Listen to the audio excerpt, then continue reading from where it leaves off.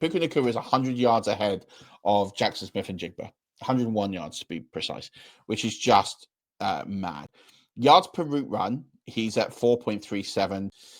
Yards per target, again, both north of 10. Yards after catch, by the way, Puka Nacua is at 181 yards after the catch. Quentin Johnston's at 120. That's why he's doing such a good job. So these are some really, really important numbers for why Puka Nacua is out there. But just the one touchdown is the problem. These two, by the way, are the first reads of their quarterback 45% of the time-ish, 45.7 from Puka. Garrett Wilson's 46.9%, so 47%. And why Garrett Wilson is going to be right up there at the end of the season. Missed tackles forced. Garrett Wilson, again, is leading that with JSN, a couple other receivers as well. But Puka Nacua is killing it on first downs. 26 first downs. He's miles ahead of everyone else. So it is like ridiculous what Puka is doing right now. It's probably not sustainable, but at the same point, it's going to be great. He's at 125 yards per game.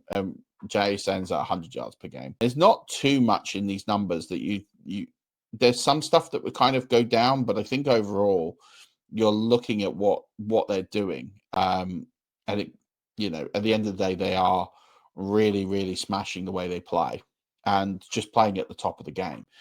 When I look at where they're doing their work, Puka's kind of half out wide, half in the slot, so that he is being moved around a lot. JSN's still in the slot 23% of the time, and that's where he's getting some good production as well. So his usage is very similar to Garrett Wilson. So what I'm seeing here in the course of this season is that Garrett Wilson is they've looked at how to use Garrett Wilson, and they're kind of aligning him to how Puka Nacua has been used historically and currently in LA.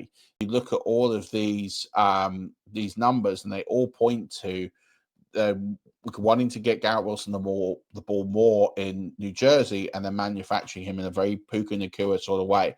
Whether they manage it fully this season versus next season, but on all the periphery so far, and I always grant it's 4 games, it's a small sample size, but Garrett Wilson could be really one to watch next year.